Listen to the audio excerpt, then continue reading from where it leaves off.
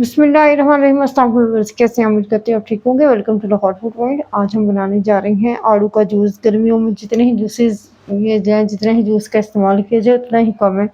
तो सबसे पहले हमने आड़ूओं को अच्छी तरह से वॉश किया। वॉश करके उसके बाद हमने इसको इस तरह से कटिंग कर ली है। इसकी गुठलियाँ निकाल दी और इसको इस तरह से कटिंग किया ताकि हमारे जो ग्राइंडर जो में ईजी जो है ना वो ग्राइंड हो जाए। इसके छिलका नहीं उतारेंगे, छिलके के साथ इसको ग्राइंड करेंगे।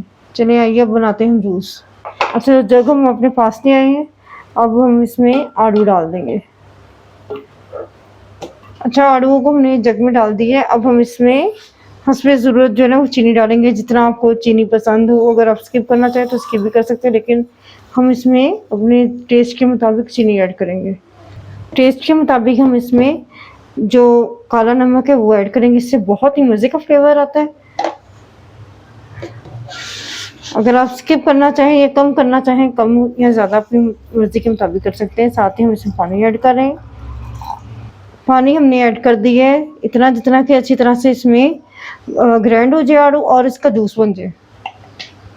अब हम इसका कवर लगाएंगे और इसको उठा के मशीन पे रखेंगे और इसको लॉक करेंगे और इसको हम ग्राइंड करेंगे।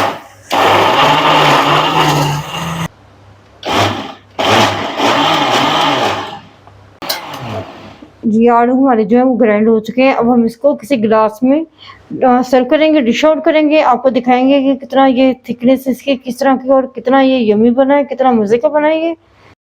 जी, हमने अपना जो जूस है वो इस तरह से डिश आउट किया है कि देखने में भी मज़े का लगे, लेकिन ड्रिंक जो भी हो मज़े के ही होते हैं। हमने इसका पल्प जो है वो स्ट्रेन नहीं किया तो क्योंकि इसका गुद्दे में फ़ायदे हैं और गुद्दा बहुत इसका टेस्टी लगता है। अगर आप स्ट्रेन करना चाहें तो स्ट्रेन भी कर सकते हैं।